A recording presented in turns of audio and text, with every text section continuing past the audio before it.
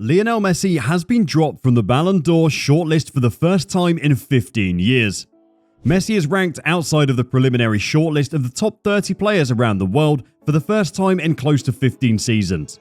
Apart from the World Cup year in 2018, where Luka Modric won the award, Messi has finished in the top 3 in each of the 14 years he's been nominated. His lowest ranking was 5th in 2018. The pandemic year is not included, but given the season Messi had that year, he most likely would have finished second behind a certain Robert Lewandowski. But 2022 marks the first year where Messi drops out of the list entirely. The Ballon d'Or has been getting increasingly controversial over the past few years due to something that was famously dubbed Jorginho's Law. It is unfair that it has Jorginho's name on it, even though the rule has existed for far longer than that. In fact, Jorginho didn't finish third until 2021, but it can be argued that Modric's win in 2018 perfectly encapsulated the law working in its full effect. The screams of Wesley Sneijder being robbed in 2010, along with Ribéry in 2013 and then Neuer in 2014 are all the people who inadvertently believe in Jorginho's Law. However, what people seem to forget is that this law was introduced to differentiate between Cristiano Ronaldo and Lionel Messi throughout the monstrous seasons they were having as footballers in their prime. The law essentially stated that team performances, rather than individual performances, would be used as a metric to determine who wins the Ballon d'Or. This was all fine when Messi and Ronaldo both scored more than 50 goals consistently, with either player winning the Golden Boot.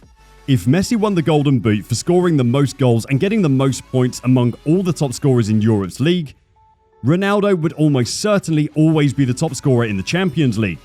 In fact, for some seasons, it was the Champions League alone that was a differentiating factor between Messi and Ronaldo winning the Ballon d'Or. The law made sense because Messi and Ronaldo would put up outrageous individual performances throughout the year, and it was often just their trophies won at the end of the season that could be used to differentiate the two. In 2018, however, the law was seen in full force when Luka Modric was given the Ballon d'Or ahead of Cristiano Ronaldo. Ronaldo was Real Madrid's top scorer in the league and the top scorer for them in the entire season for all competitions. Real Madrid won the Supercopa, the UEFA Champions League, the UEFA Super Cup and the FIFA Club World Cup. Additionally, Ronaldo reached the top 16 of the World Cup. Modric won the exact same trophies on a club level as Ronaldo, but was nowhere near as influential on that Madrid team as Ronaldo. Then came the World Cup, where Croatia did make it to the final, but they beat Denmark in a penalty shootout in the round of 16, Russia in a penalty shootout in the quarterfinals, and then England in the semi-finals in extra time before finally losing to France. For context, Denmark and Russia were both ranked 12th that year in the FIFA national team rankings. Russia was ranked 70th. In contrast, France won against Argentina, Uruguay and Belgium on their way to the final.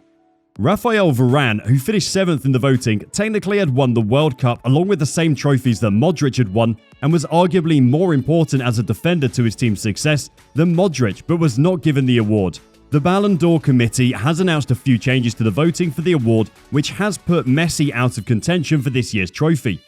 The Jorginho Law has been scaled back, where individual performances are now going to be given more credit the same way as before. So the award won't just be handed to the best player on the best team, but rather the best player, period. Along with that, it will be awarded for performances across a footballing season rather than the calendar year as was the case before.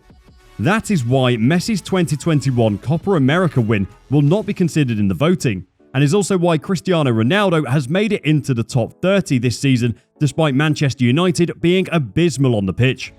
He still managed an impressive season on his own, with 24 goals being scored across all competitions, including valuable goals in the Champions League and 2 Premier League hat-tricks, which was extraordinary enough on its own. But given it's a 37-year-old doing to the Premier League defences what most elite strikers find difficult, he has made it. For Messi fans, do not be too disappointed. PSG have started the new season on fire with 10 goals scored already in 2 games, with both Messi and Neymar being infuriated with their Ballon d'Or snub. They look like 2 players on a mission, with 9 goals and assists between them already in just 2 games.